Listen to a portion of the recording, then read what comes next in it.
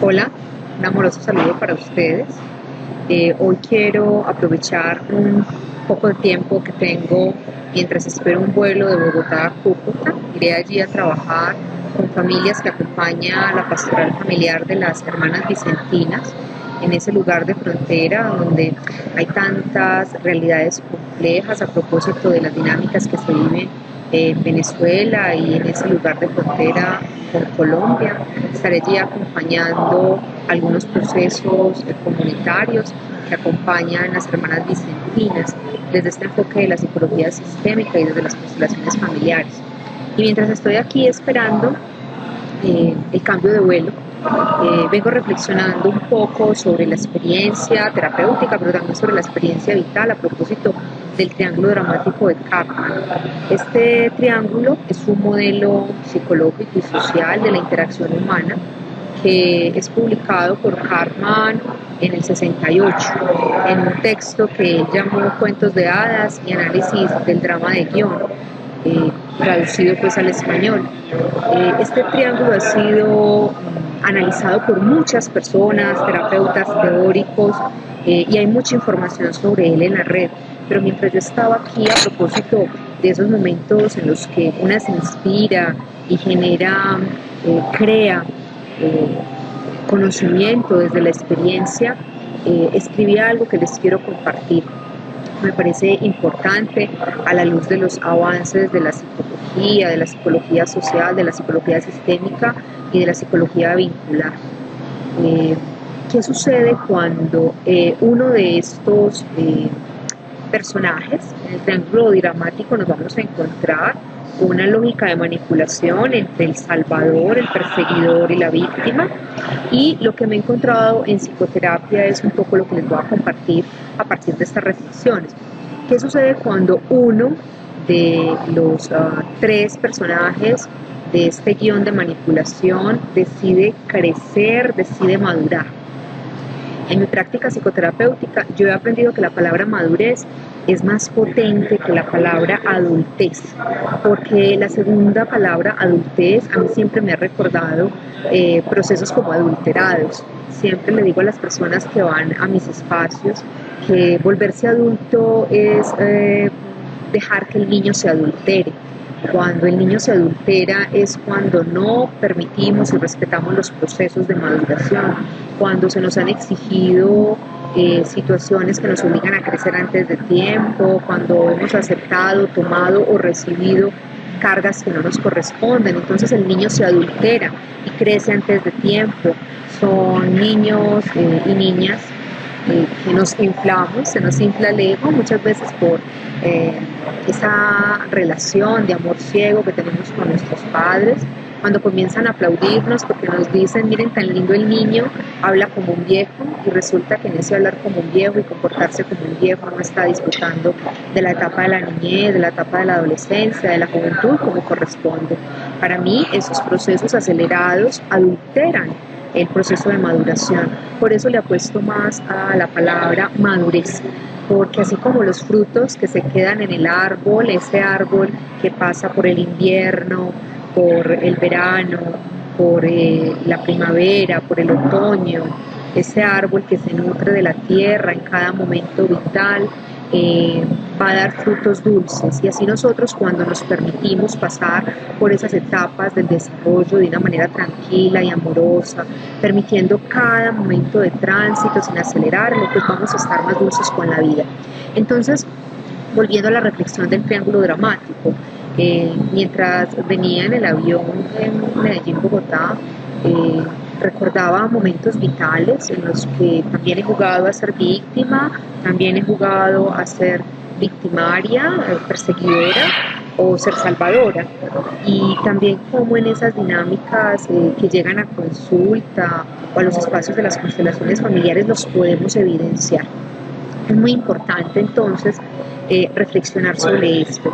Las relaciones humanas, desde estas experiencias, nos van mostrando que quien decide madurar, quienes se han puesto, por ejemplo, en el lugar de salvadores, en sus relaciones no se van a sentir bien cuando quien hace el rol o lleva el guión de la víctima decide madurar.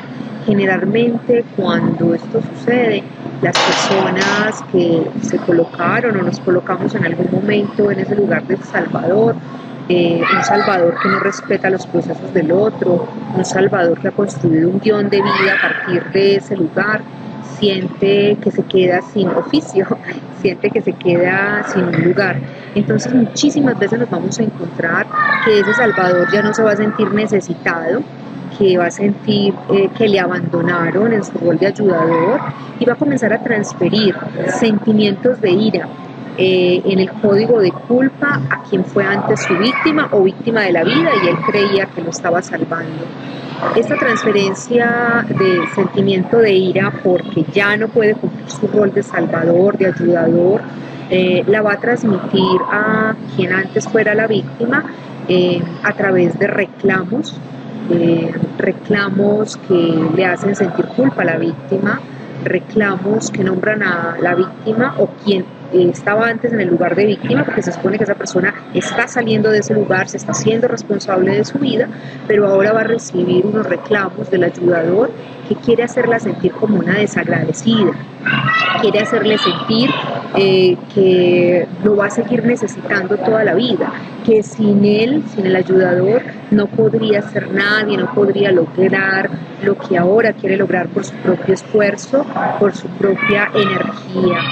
Este tipo de ayudador no le satisface solo la gratitud, requiere más, requiere que el otro le recompense su bondad, su caridad, manteniéndose en el lugar de la víctima.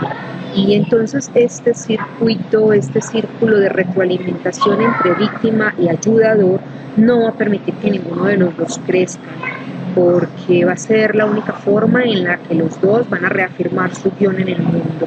Así que mucho cuidado con los ayudadores, sean en cualquier nivel de relación, pareja, familia, terapéutica. Cuando un ayudador no permite que el otro crezca, que el otro se valga por sus propias fuerzas, que el otro, la otra recuperen su dignidad, se hagan cargo de su vida, porque cuando lo hacen sienten que va en detrimento de ellos mismos, es un ayudador peligroso.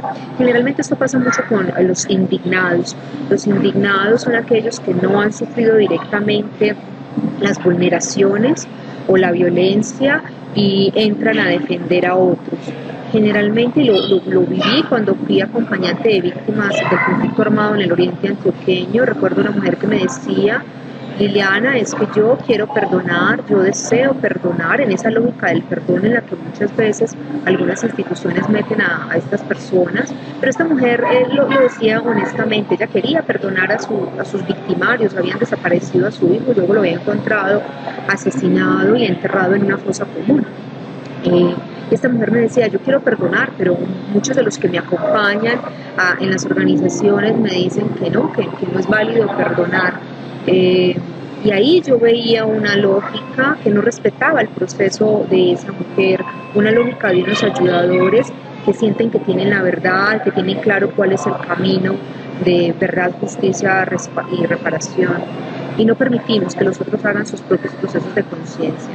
Eso en lo que tiene que ver con la ayuda psicoterapéutica, pero igual sucede con la ayuda en las familias.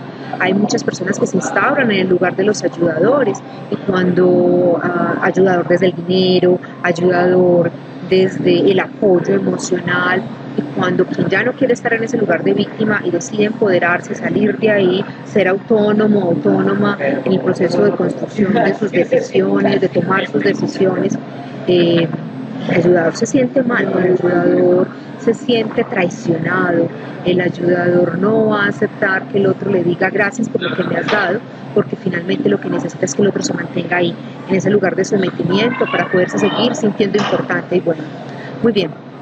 Para crecer ambos, entonces, la víctima y el ayudador deben de hacerse cargo de lo que les corresponde y ir más allá de esos resentimientos que se van generando como un circuito que permanece y se retroalimenta. Si nosotros hemos estado en ese nivel relacional como víctima que crece, madura y se hace cargo, es necesario que asumamos también la culpa de no seguir el juego que le hemos hecho a nuestro ayudador y salvador. Es necesario pagar el precio de ubicarnos en un lugar diferente en el mundo y que ese ayudador pues también asuma ese lugar ya sin nosotros que le hacemos el juego, que asuma que debe quitarse la máscara de salvador, de bondad, y nosotros tenemos que superar los señalamientos de ser unos desagradecidos por abandonar el lugar de víctima o necesitado y necesitada. Debemos de salir de esa trampa que nos invita a volver a retroceder. Esa es una trampa de manipulación que nos dice, sin mí no eres nadie. Nos generan muchísimo miedo y poder no volvernos a traicionar será el camino de la evolución. Ahora, del otro lado, si hemos sido nosotros los ayudadores, pues la labor nuestra para crecer estará en iniciar también nuestro proceso de crecimiento, respetando la dignidad del otro. Los ayudadores a veces, en todas estas formas de relación, como les digo, no respetan la dignidad del otro, porque cuando yo creo que el otro sin mí no puede, estoy arrebatando su dignidad, su valor, su coraje como ser humano para afrontar sus dificultades. Y en ese sentido, entonces, robo energía del otro. Crecer y salir de esa lógica del salvador que no ayuda y que no salva es respetar la dignidad del otro y salir de ese juego, porque si no iremos a buscar otra víctima para seguir en la misma dinámica de este guión. Recibir la gratitud sin expectativas también hace parte del crecer y del madurar. Reconocer que ese poder de transformación era en el otro ser. Lo digo mucho a compañeros terapeutas, estudiantes míos de psicología, que realmente quien decide transformarse es el otro. Nosotros somos facilitadores de procesos de conciencia, pero si el otro no desea y no elige y no coloca allí su deseo y su voluntad, la transformación no se va a dar. Entonces finalmente nosotros podemos desplegar todas nuestras estrategias psicoterapéuticas o nuestras estrategias de ayuda, si la relación es relación de pareja, si la relación es relación familiar, podemos desplegar todas nuestras estrategias de ayuda. Y si quien está en ese lugar de víctima o de necesidad de una ayuda no asume su potencial para salir de ese lugar, nunca lo va a lograr. Pero si lo logra, entonces el mérito es de él, el mérito es de ella. Y ahí siento que muchas personas van buscando ganar indulgencias con Padre Nuestros ajenos, como decía mi abuela, y esto quita dignidad el logro del otro. He visto parejas que se destruyen precisamente por esta lógica. Uno de ellos siente que es mejor, siente que es más valioso y siente que es quien presta ayuda al otro miembro de la pareja. Y luego cuando ese miembro que ha tenido dificultades por cualquier situación que sea, logra salir adelante, logra asumir su propia responsabilidad en la vida, logra hacer su propio camino, es como si generara una traición al otro miembro de la pareja, porque ya no va a poder ayudarle, porque ya no va a poder estar en ese lugar de ser el bueno, el importante, el que salva. En ese sentido, entonces, los ayudadores sufren mucho también, porque el ego está allí implicado. Ese ego nos tiene atrapados en la idea de que solo con nuestra presencia el otro va a poder lograr algo, pero nosotros sabemos que no es así. Nuestra alma sabe que no es así, nuestra alma sabe que cada proceso de transformación lo logra cada ser desde su propio albedrío, con su propia guía interior, y que los ayudadores solo somos pistas en el camino que nos recuerdan o que recordamos la dirección de la verdad, de nuestra verdad interior. Muy bien, entonces, cuando es el ayudador quien decide crecer, este es el otro lado de este triángulo dramático, cuando es el ayudador el que decide crecer y salir de esa lógica, la víctima se queda en una lógica de mantener el guión y va a buscar dos caminos. Uno, el de sentirse abandonado, abandonada, va a buscar mantener su indignidad, va a mostrar, a exhibir su dolor y se va a convertir en un victimario solapado. ¿Cómo es eso? Pues el dolor de que el ayudador decida crecer y abandonar este triángulo dramático le va a generar mucha ira y deseos de venganza, pero la víctima no los va a actuar ella. Lo va a hacer desde un lugar solapado, desde una violencia pasiva, y en esa violencia pasiva va a salir a buscar otro ayudador. un ayudador perseguidor que tenga la capacidad de recibirle su demanda de venganza y en una transacción psíquica inconsciente, entonces esa víctima va a rehusarse a llevar a la realidad sus propios sentimientos de rabia, su propia energía destructora, y va a ser una transacción con ese nuevo ayudador para que la vengue, para que la defienda, para que intente restituir su dignidad. Situación que es imposible. La dignidad no es un asunto que nos viene de otro, la dignidad es un asunto que emerge de nuestra propia capacidad de reconocernos como sujetos dignos en nuestra diferencia. Entonces ahí vamos a ver otra lógica, vamos a ver esa lógica de un salvador que decide no salvar más, una víctima que le va a reclamar, que lo va a hacer sentir también culpable y que en ese juego va a irse a buscar a otro ayudador. Entonces, ¿cuál es la invitación de este triángulo dramático desde lo que han sido también como mis reflexiones? Poder observar en esas diferentes relaciones cómo se da esta lógica de víctima, victimario y ayudador, sea en las relaciones de pareja, en las relaciones madres-hijos y en las relaciones terapéuticas. Ubicarnos en un lugar diferente del pobrecito que exige al otro que le cuide y que se haga cargo de aquello que no le gusta. Salir también de esas lógicas de beneficios secundarios, porque cuando yo logro desde el lugar de víctima que me vean como la pobrecita, pues realmente mi ganancia secundaria es que me presten atención, que me reconozcan y que me miren. Poder salir de allí es poder crecer. La idea entonces es que salvador y víctima no se sientan necesitadas el uno del otro, que podamos reconocernos a nosotros mismos y tomar esa energía de perseguidores que finalmente está en nuestro interior, porque la víctima se convierte en un perseguidor solapado a través de la culpa y a través de la demanda de ayuda al otro, pero también el salvador es un perseguidor que tiene culpa por su energía y decide ponerla al servicio de otros. De hecho, la característica que más nos encontramos en los salvadores es que ellos están buscando a salvar a otros, pero no se salvan a sí mismos, o ayudan a otros, pero no se ayudan a sí mismos. Entonces, es como un asunto de rechazo a esa energía de perseguidores. ¿Cuál ha sido entonces mi propuesta?